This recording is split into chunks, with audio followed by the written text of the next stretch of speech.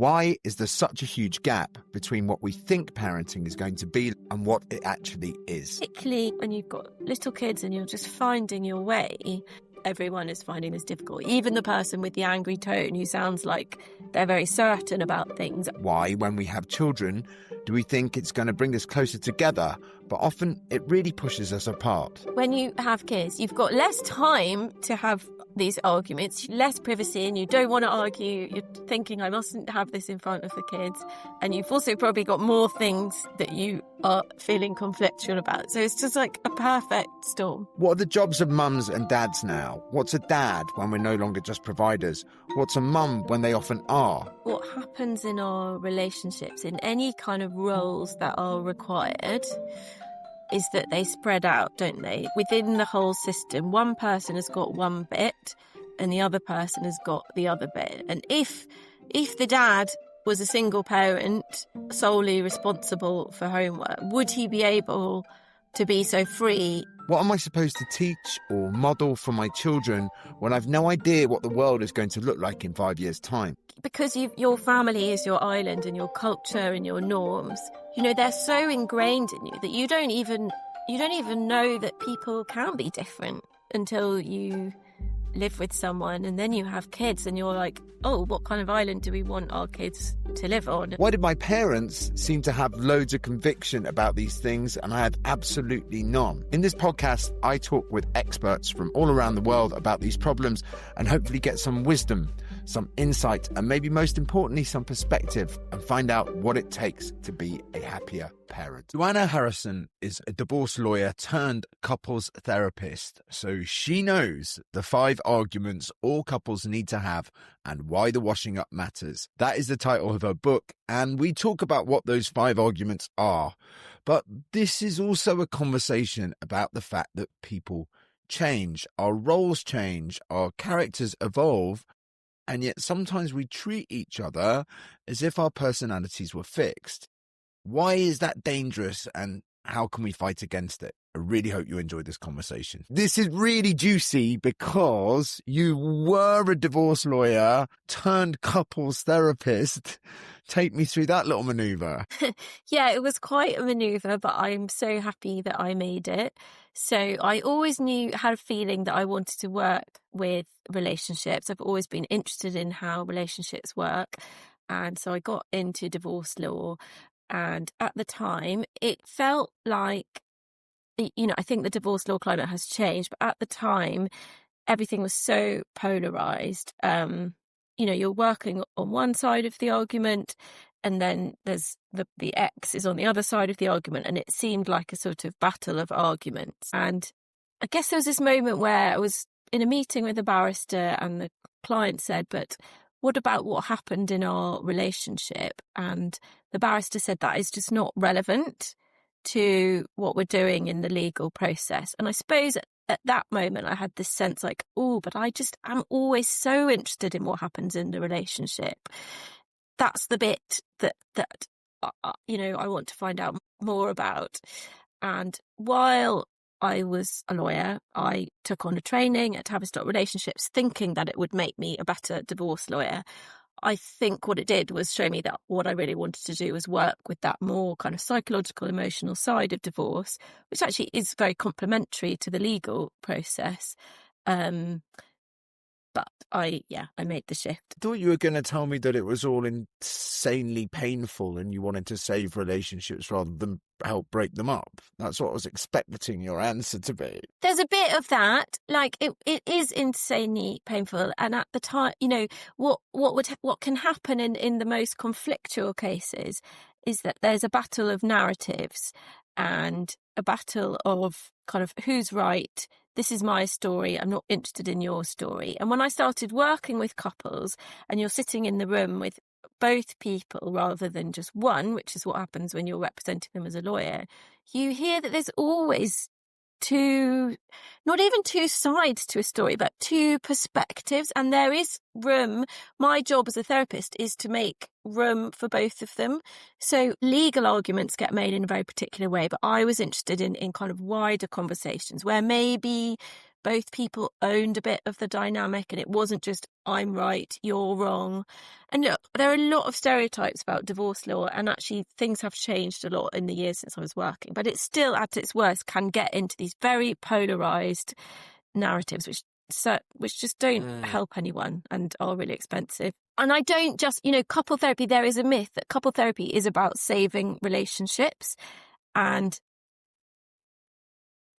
yes, people come to couple therapy to try and fix something in their relationship, but it's not like we have a fixed agenda of that. That the agenda, as I see it, for couple therapy is to make space for a couple to work out what next. And that may mean working towards a healthier kind of separation. Written this brilliant book, 5 Arguments All Couples Need to Have and Why the Washing Up Matters.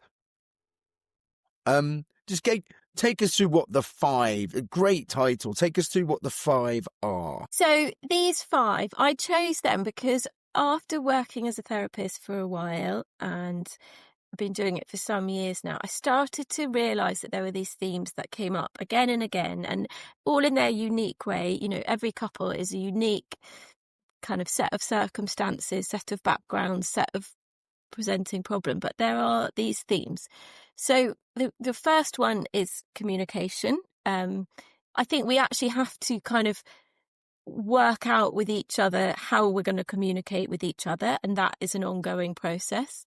The second one is family. We have to deal with the actual aspects of each other's families. That's the people, but also the values that we bring in from our own families, and also at a more subtle level, the kind of legacies of our families. There's a lot to work out. There's a lot of difference in that. I suppose in all the areas, it's about where are we likely to come across each other's differences. The third one is who does what, which is a massive argument that couples need to have. It's a massive negotiation. And when you're parents, it's such a big one, and it's such an important one to kind of negotiate well, even though that is a messy process in itself, but it is something that needs work. The fourth one is about the conflict between how much space you have independently, how much togetherness, how you handle being together, how you handle being apart. It's a more subtle one, but I think transitions in and out, people taking their own time, having joint time, these can throw up tensions, and people have different ideas about it. And the fifth one, which was fifth because it is perhaps the hardest for people to talk about or argue about, although lots of people told me that when they bought the book, it is the one that they will go straight to, which is sex. So many people got busted for buying the book and going straight to that. Right, I think that's why I laugh, because that's such a schoolboy thing to do. Like, straight to chapter 5. Straight to chapter 5. And I sort of questioned myself, was I leaving it to last because it's the hardest thing to talk about? And it is, it is bodily, it's not words. But I chose to put it there partly because it's perhaps the hardest one to talk about, but also because I see it as an area that has its own issues, but that also can come to communicate feelings about all of the other issues. So, if you've got issues in your communication, that might end up being reflected in your sex life. If you're resentful about who's doing what in the setup of your lives, that's going to find its way into your physical relationship. Also, I was writing this book kind of in lockdown, and I became really interested. It wasn't just sex, this chapter, it was also about bodies.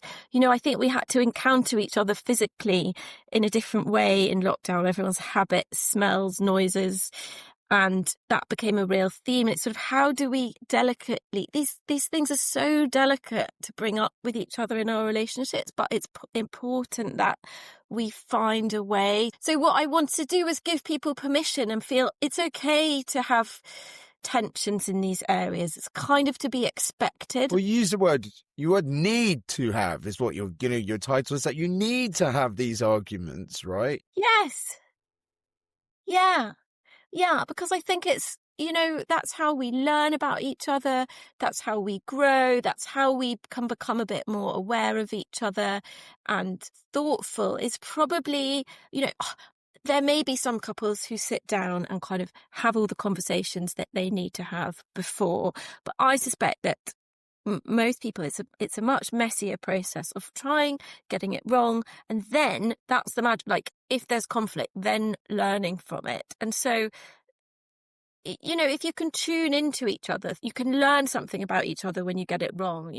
Someone says, it really upset me when you went out and you didn't text me, and the other person is like, but that's so unreasonable. Why do I have to text you? But if then after that argument, there can be a kind of moment of understanding, well, to me, this does really matter. And then that other person can maybe grow a little bit to understand, okay, well, I wouldn't see it like that, but this means something to my partner. And that is being in a relationship. That is relating to each other and trying to tune in. And we can't possibly tune into each other correctly all the time. Like, we're constantly getting it wrong with each other. And in some areas that will be more sensitive than others. But I suppose I see conflict as offering the potential for growth. The first chapter is the communication chapter. It's called Communication, aka You Never Listen to Me. Yeah. And you've gone in there first, and I'd say for most of us, that's often like the glaring thing that's going wrong, right? We actually, like, you'd say, well, it's the way you talk to me. Yeah. And I think, actually our whole argument, my whole thing was basically, I'd be fine if you just spoke to me in a nicer way. That, your rage and your anger is the problem, which actually wasn't true at all. So that is I see that a lot. And it's just like that. So one person is saying, you're so angry, this is impossible to communicate with you, and this is horrible, and it's making me shut down, run away, not want to do business with you in any kind of way. And the person who is angry is saying, but I need you to hear something, and I'm getting angrier and angrier because you're not hearing it. So you get stuck in a cycle where it's just getting worse, because the person who's trying to be heard is turning up the volume to be heard, and that is having an impact on the person who's like, I can't deal with this anger. This is also that frustration of kind of, I'm not getting angry in a fucking vacuum. I'm not just sitting here getting angry. Yeah. Like, where's just because have a vision of yourself which is more gentle, don't think that my anger isn't in some, you've got nothing to do with my anger, right? Yeah, that this is relational. This is about a dynamic. There's something going on. How do we convey these things to each other in a way that doesn't make everyone feel defensive or more pissed off? And it's difficult. And I think that, what happens in therapy is that people feel you hope that people feel a little more confident that they can both be heard. And that is what happens in our relationships, is that when there isn't a third person in the room, it's like, you're saying this thing and I don't agree with you, so I can't bear to listen to that. And I think we're sort of brought up perhaps to have this idea that there can only be one. Yeah, you're saying that, but listening to someone and agreeing with someone are not the same thing. No. And this sounds so obvious. And almost when I was writing it, I was thinking, is this just so obvious? But then I see it. I see it in relationships. It's uncomfortable to hear stuff that we don't agree with. But it is so powerful in a couple relationship when someone can bear to listen to their partner and say, and just actually do nothing, just acknowledge, okay, I can hear that is how you feel about things. You could even say, like, as I understand it, what you've just said to me is this. And I think often the default reaction is to kind of say, yeah, you said all that, but it's wrong because this is what I feel. And then that first person who's conveyed their feeling feels cancelled out. You weren't listening and you're not interested in it. And this just goes on and on. They're kind of right, because actually what you've done there, you've just given an evidence that actually all you've been doing is thinking of rebuttals. So Eloise and I wanted us to go to couples therapy, and she was like, no, let's do these kind of Gottman Institute exercises. And one of those was called the Gottman-Rappaport exercise. Yeah. And it was exactly that. It is the basic principle. And actually, it was sort of designed for diplomacy, which was so appropriate because we felt like two warring nations. But it was basically like you can't, there's no resolution without understanding. You've got to be able to understand the other person's point of view before you can move on at all. And it was so powerful to have this structure where it's like, I'm just going to repeat back what you said, and we can't move on until I've paraphrased it in a way that you're like, that's it. I don't have to agree with it. I've just got to be like, so you think this, and I've got to get it right. And it was huge. Yeah. And that, even that process in itself becomes something. It becomes a kind of positive act in itself. It's not just that you've ended up hearing it correctly or as best as you can, and that therefore that information is banked. It's also that you are giving each other an experience of being really curious in each other. And, you know, what more do people want in their relationship than to have their partner be interested in them, to see them, to feel that they care about what they think? Those are really powerful longings. So even in just doing that, sort of in the moment, you're giving each other an experience that you are interested. And when we do the opposite, when we're defensive and like don't repeat the things back or say our own point, the other person feels unseen.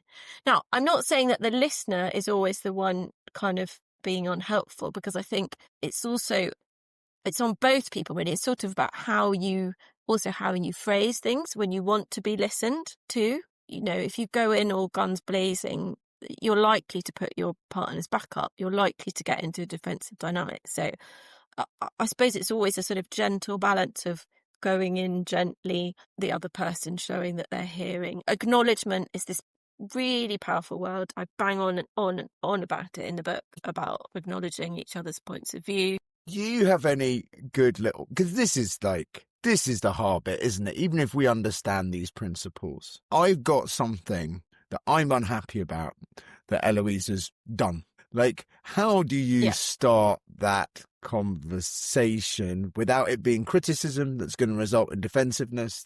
And then we're done. Basically, if that's me and Eloise, it's over by then. Yeah.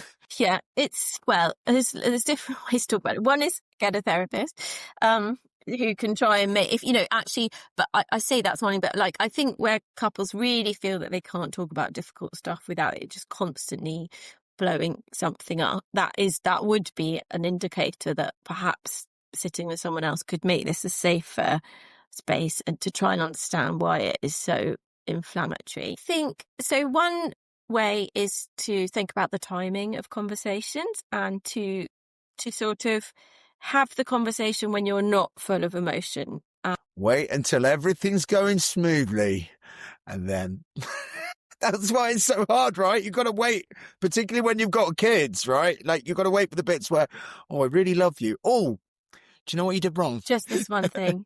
No, okay. So, yeah, I take your point. And I do agree. So I say that in the book, like, when you have kids, you've got less time to have these arguments. You don't have you can't, you know, and you've less privacy, and you don't want to argue. You're thinking, I mustn't have this in front of the kids.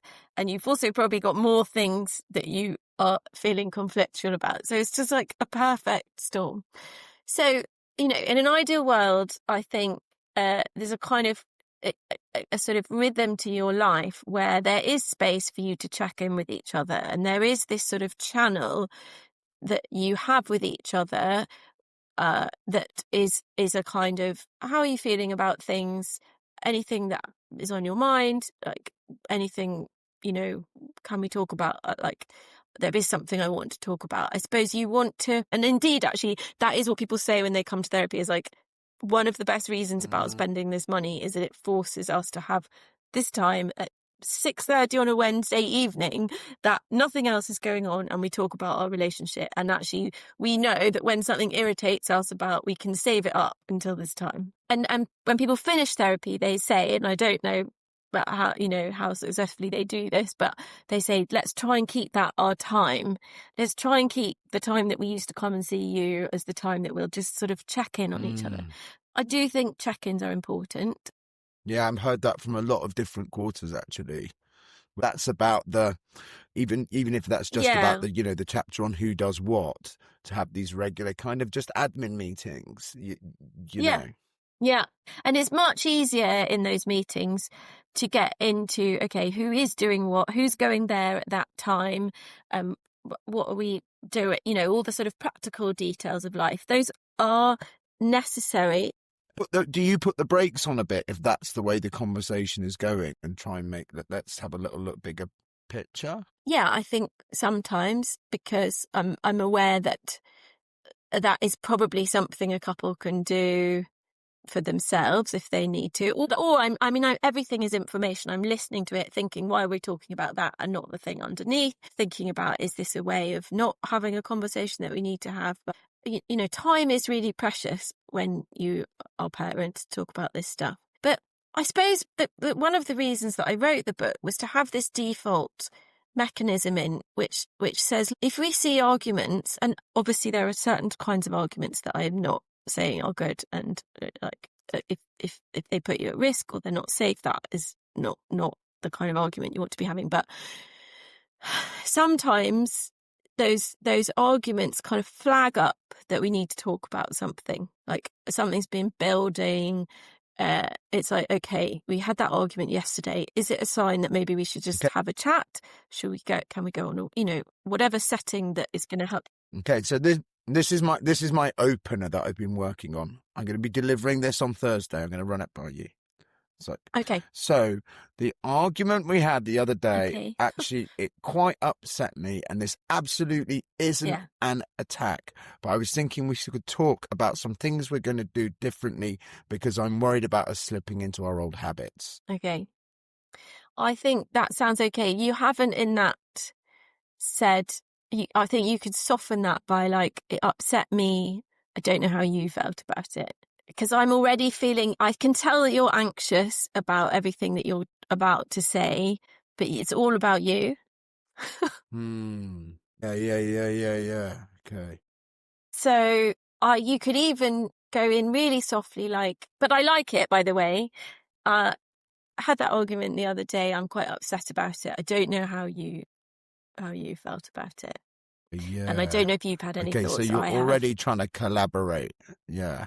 Just leaving it a bit more gentle. Yeah. Because I think what you've done, if I'm imagining being on the end of that, you've already gone to the full, all the things you're worried about. And that might start to make the other person feel like, oh my God, I haven't even given this any thought. And you've already got your spiel, and now I'm in a panic. Yeah, which is exactly what it is. I'm like, a point one. Okay, which is terrifying for the other person.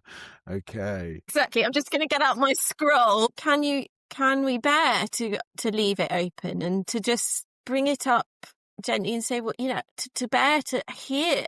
I think that's the really hard thing, isn't it? Bearing to hear what the other person might have to say. And, I think we consciously avoid that so many times, because you just don't want to have to hear something. We avoid this like completely instinctively. I've structured that in a way that doesn't open for her thoughts. Right? It's like, let's talk about these things that I've been thinking about. Yeah. You were saying before about being interested in the other person, wanting to see their point of view, being interested in the differences. That is how we all start relationships. Everything you say is wonderful and new and exciting. Like, do we get to a point where it's just like, oh, I know you now? Like, when does that stop? So I think this is such an interesting point. I've just read one of the Booker Prize novels, and there is a little bit in it which he talks about this. He says you get into a certain point in your relationship where your partner becomes totally predictable, and you know everything about them, and you know what they're going to do in any given situation. And you basically you just sort of decide whether you're going to stick with it or not. And I listened to that, and I've read the book. It's a brilliant book. It's called The Rest of Our Lives by Ben Markovitz. And it's about a man in midlife reflecting on his relationship. And I thought, is that right? Partly I think it is. You do get to a point where you kind of know what your partner is like, and you can predict them in certain situations. But I also think you need to be wary about that, because I think when you start to see each other in a really concrete way and you lose curiosity, that is problematic. Because actually, we are developing all the time. We do have, life goes on around us. If you've got kids, they're growing. That might be touching on different feelings for you. Like, nothing is ever standing still. And I think that if you assume, when we make assumptions about each other and what each other is thinking or feeling, it kind of narrows the conversation, and you want to try and you're always trying to open. Yeah, we do that. We do that in groups of friends, don't we, as well? We sort of like define each other as characters. And then you feel sometimes you're like, oh, no one's noticed that I'm changing. Yes. And that I'm different. And they've kept me in this. And then we do that as a couple. And it's like, no, I don't do that anymore. Have you not been paying attention? Yeah. I mean, and that is why it's fun to sort of like, it's like it happens with family. They kind of have an idea of you that is about 30 years out of date, perhaps. And it's fun to meet new people, because you can be that is who you are at this moment. And you kind of want to keep some of that in your relationship, I think, where you're like, who are you today? Like, this conversation that we're talking about that you could have after an argument. Okay, the image that came into my mind of the way you put it is like, you've got this room. Sorry, this is kind of my free association. Okay, let's say you've got this room, and it's your room, and you're like opening the door and saying to Eloise, come into my room and I'm going to tell you everything about my room. And that might just feel a bit like, yeah, but what about what's going on in Eloise's room? And what I think we want to do is imagine this other room, this kind of third room, which you and your partner can both sort of walk into and talk about what's going on in your different rooms. You don't have to bring them over to yours or bring them over to each other, but like, can we be in this space where we look together at what is going on for Alex, what is going on for Eloise, and be really curious about, like, that was so interesting that you got so angry about that thing. What is that about? Like, do you understand? Can I understand? Like, and sometimes rather than saying, which I often hear is like, it is so ridiculous that you got so angry about that little thing. Like, I'm just not even going to do it. We're just not even going to talk about it.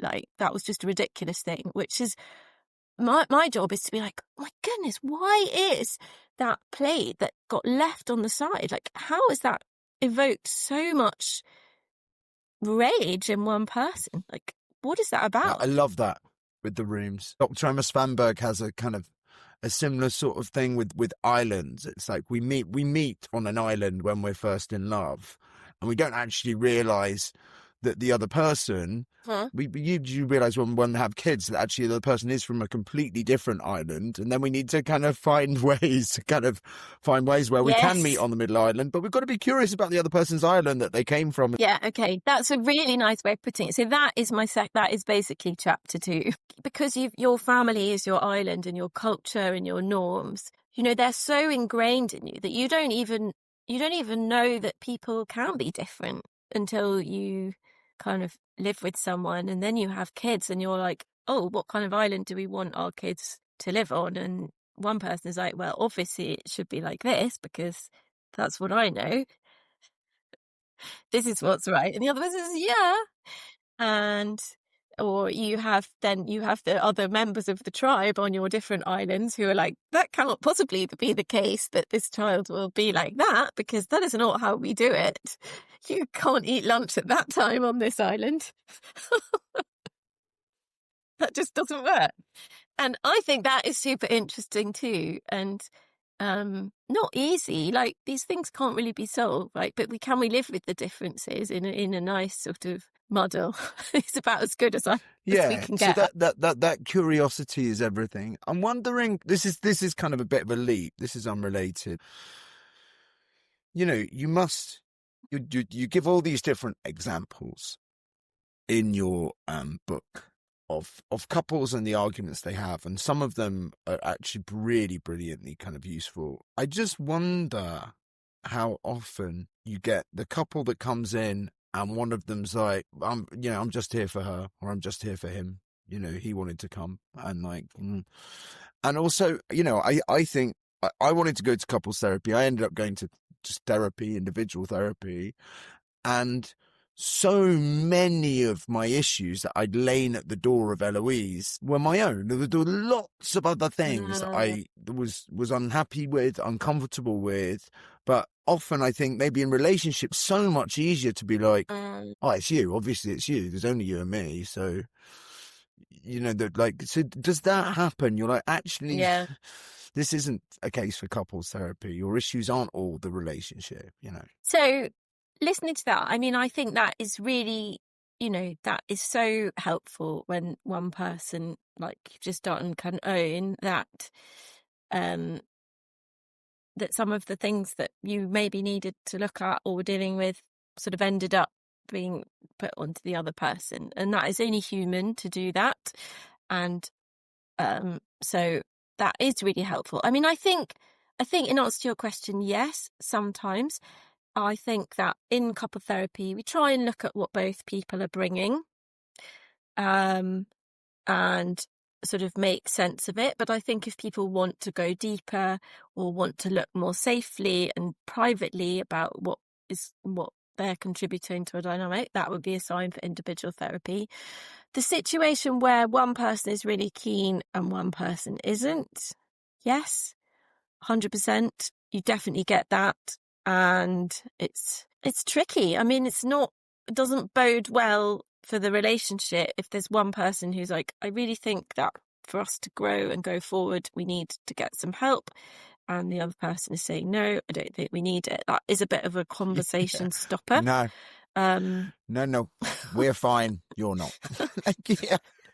Yeah. I think, but that does happen, that one person is happy in the relationship and the other person isn't so happy. I think that, depending on what they know about therapy, it's really understandable that one person might be way less comfortable about it.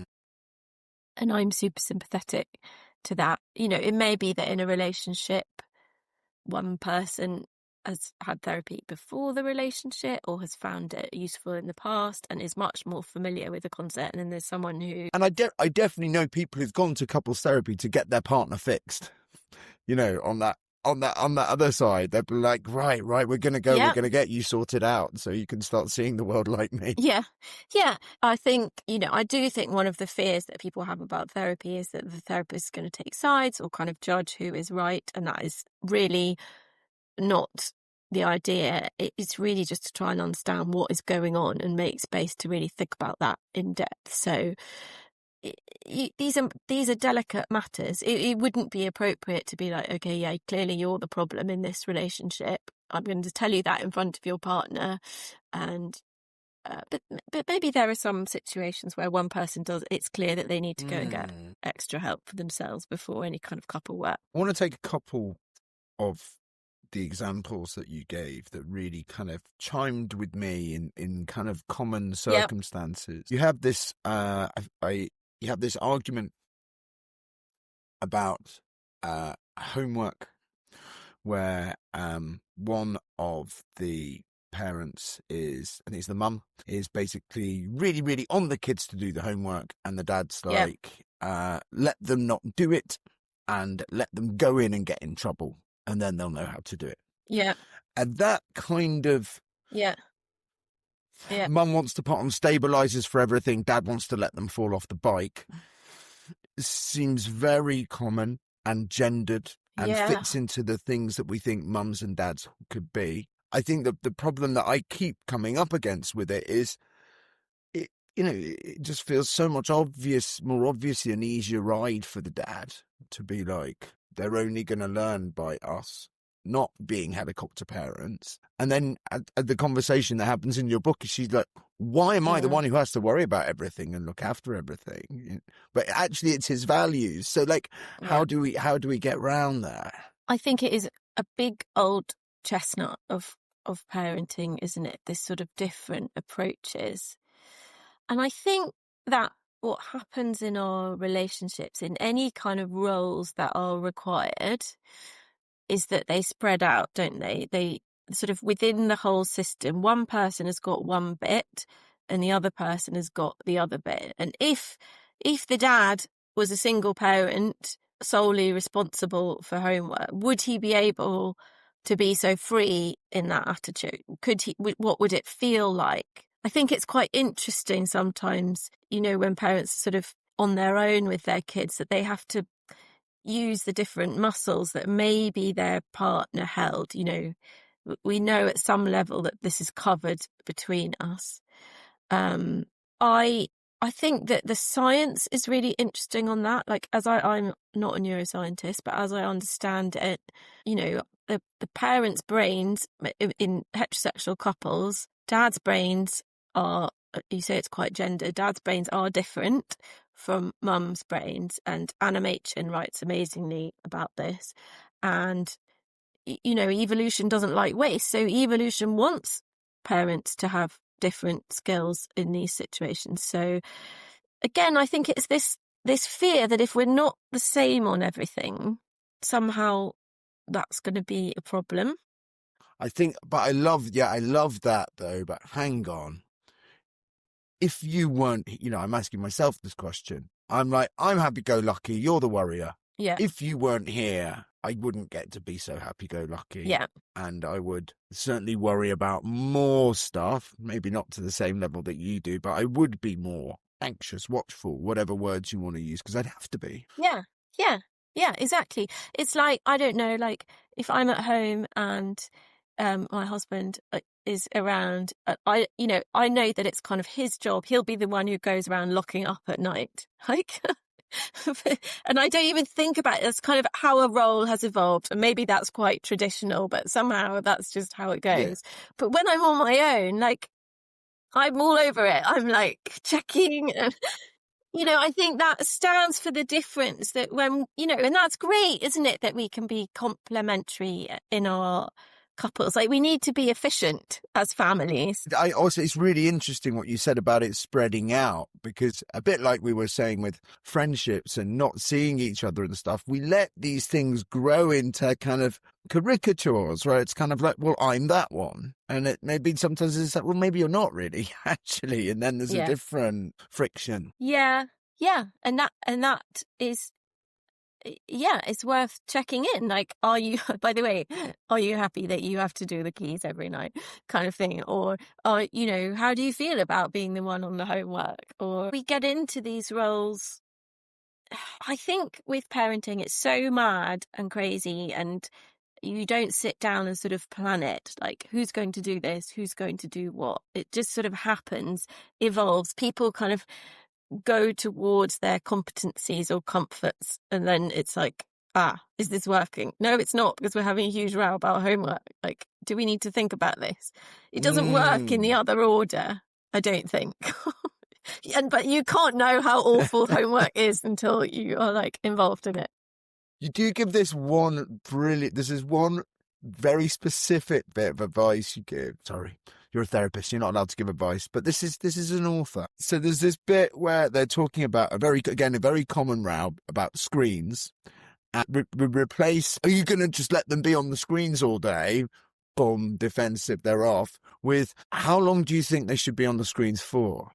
It's so clever, because it's almost like a sales thing. It's like an assumptive close. And how many of these would you like to buy today, sir? Rather than would you like to buy any? But I think the principle behind that, if you're the kind of the anxious one or the one who wants to control more and thinks that's the right way to parent, of asking the other person how controlled they think it should be. So, like, you've taken away the option of it not being controlled at all. Yeah. But you've given them some agency. That was like, oh, that's brilliant. That's really clever and functional. Well, yeah, well, you can tell, yeah, written in after lockdown in homeschool, but like, I suppose it's it's a bit like coming into that third room again, isn't it? It's saying, how are we going to do this? What do you think here? What, like, parents need to, I mean, the screen thing, we could talk about that for hours and hours, and it is a nightmare, and it is a nightmare for parents to juggle on their own. It's a nightmare for parents to juggle between. And I do think it brings out the worst in everyone because people feel anxious about it. And, please don't give yourself a hard time if you find this an area of conflict, because I know that lots of people do. Not just, I think we don't talk enough. We talk about the conflict with our kids, but the conflict that it creates between the grown-ups is, I see it a lot. So yeah, I think opening it, not making it personal. You've heard all the stuff about like using I statements and not criticizing, but when you make something personal, of course you're going to put someone's back up. It's not just personal you're avoiding there. It's moralistic.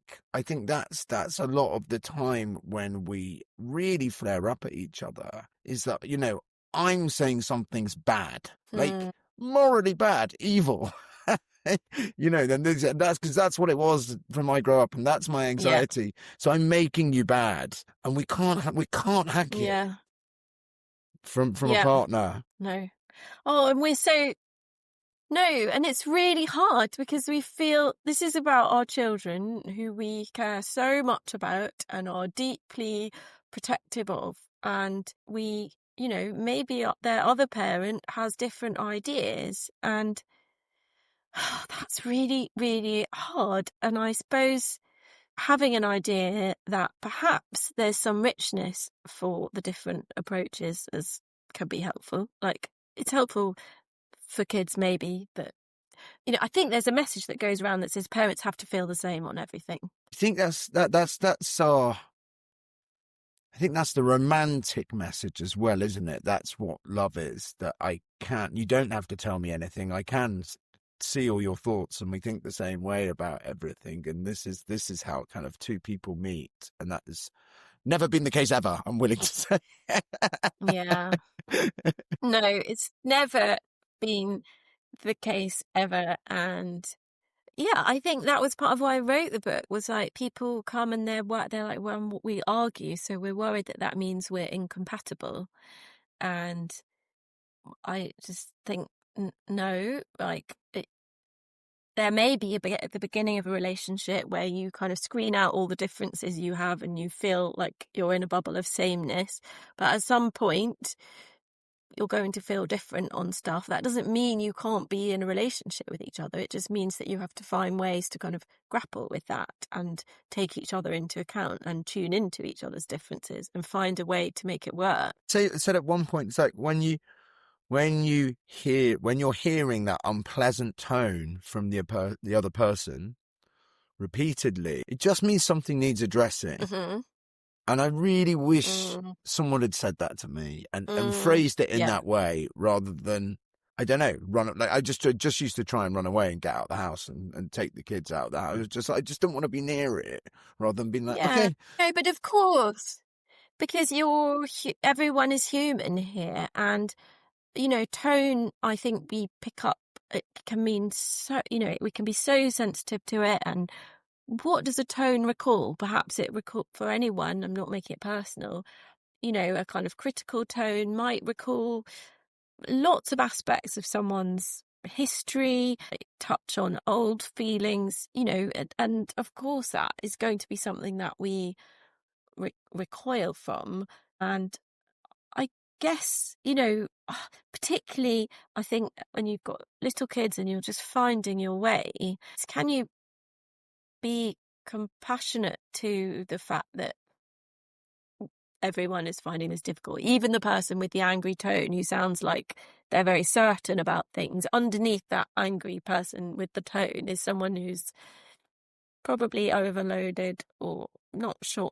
There's a vulnerable person under all of this. This question of time together, time alone, time apart, I haven't talked with anyone about how fascinating, as you said, slightly more subtle than the other arguments you're talking about? Because we sort of navigate that all the time, but how can people not take that personally if someone's idea of kind of unwinding and stuff is actually away from them, and another person is like, our free time should all be spent together? Like, is that one of the things you're talking about in that chapter? Yeah, definitely. Like, how do we negotiate in our relationships our different needs to have space on our own, have time together? I have to say that becomes a much more complicated equation when you have children, because you can't just come and go. And if you're going and then the other person is holding the fort for you, that has a different meaning. So I think it needs careful negotiation. And I guess the conclusion I sort of come to is about how do we show in our relationship that we have each other in mind is a really important thing that perhaps is a bit of an upgrade that we don't have to do when we're not in a relationship. You need to work out what matters to each other. Like in the example I gave earlier, for someone it might be really important that their partner sends them a text when they're out. For another person, it just isn't. I was out with a friend the other day and we ran over time. Okay, we were late. We didn't text. And we were laughing because we were like, oh my God, this is the kind of thing that really annoys me about my husband, when he doesn't text to say he's coming home. And here we are, we haven't texted. No. Actually, my husband doesn't mind about that. It's not a thing that matters. No, I could have told you that. I wasn't paying attention to when you said you were coming back anyway. Exactly. But, so he was trying to lock the doors. But like these things have different meanings for different people. So you've got to try and work that out with each other. I think that's so interesting, that phrase you used there, though. How do we show each other that we have each other in mind, that we're bringing each other to mind? I think there's this thing that in traditional relationships, like traditional Labour split where the dad's still gone back to work and the mum hasn't yet, or maybe isn't going to. I think there's this problem that men don't quite register. Maybe no one quite registers it, where basically when you're looking after kids and making food and looking after the house, you have always got that other person in mind to some degree. When you are off doing your job, you just have your job in mind, otherwise you wouldn't be any good at it. And there is this kind of imbalance there when the guy's like, well, what do you mean? I've been working all day. It's just kind of different. And we need to somehow train ourselves to show, like, what do you need me to show you that I've got you in my mind? This is a big one. So you could literally just ask that, because I think the argument that I have in the book about that is literally that situation. Because what happens is someone comes home and then the feelings come out, actually. And then it's like, but why is this difficult? Why is it difficult getting back together? But perhaps it's because there are different feelings about being apart. And I have this sense that in that situation, it's like, well, one person's in one place and one person is the other place. But the difference between those two places is that the person who's been out all day comes back into a shared space. The other person doesn't go into the workplace. So this special domestic space has, or maybe this is a whole other conversation, but it's a special kind of place that both people are involved in. That if someone's holding it for their person while they're out at work, yes, as you say, they're kind of thinking perhaps about the person who's out. It's a really hard one for people in those different spaces explaining their different worlds to each other. But it is really important to find a way to show that you've got each other in mind, I think. And to be cute, to not know. You don't know what is going to work. You can't plan that in advance, I think.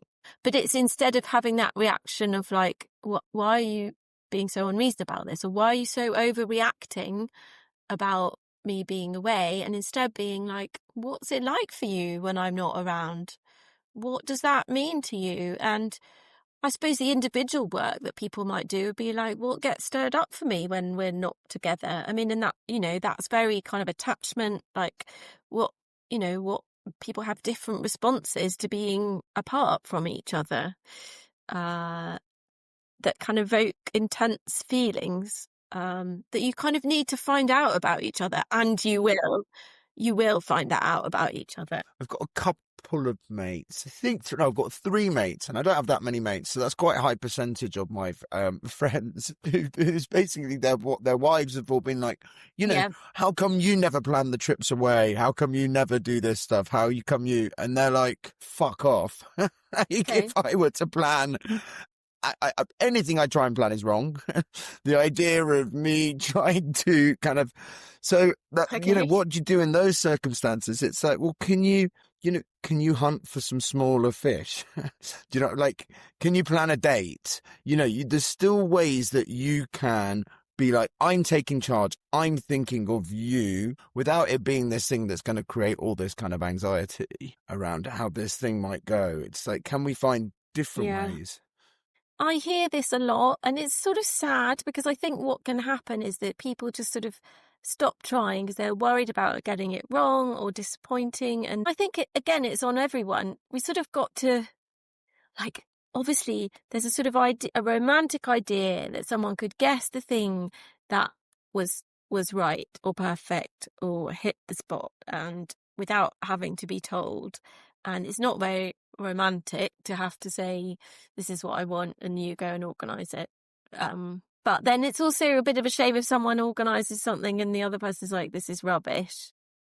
I think there can be conversations that are, sometimes this happens in therapy, and you realise people have got a completely different, they've got the wrong, this is what I was saying earlier about, we think we know our partners, so we act in a way as though we know them. And I've seen this happen about the subject of organising trips or dates or whatever. They think, okay, I know what you want, and this is what you like. And the other person is like, you've got that completely wrong. You've kind of put that together on the basis of this, but actually that isn't what I mean at all. And so that's the danger with thinking that we know each other. It may feel less romantic to have to sort of have an exchange about these things, but maybe that can be an intimacy in itself. Dreaming together. What would you like? What would you like? What's your dream surprise date where I just surprise you, hypothetically? Asking for a friend. If someone else was going to take you on a date, what would it be? No, he said what, not who. I hope you enjoyed that as much as we did. Joanna Harrison's book is The 5 Arguments All Couples Need to Have and Why the Washing Up Matters. If you're interested in her services as a couples therapist, her website is joannaharrison.co.uk and her Instagram is Joanna Harrison Couple Therapy. Please subscribe to the podcast and check out my Instagram at Be a Happier Parent, and I look forward to seeing you all next week.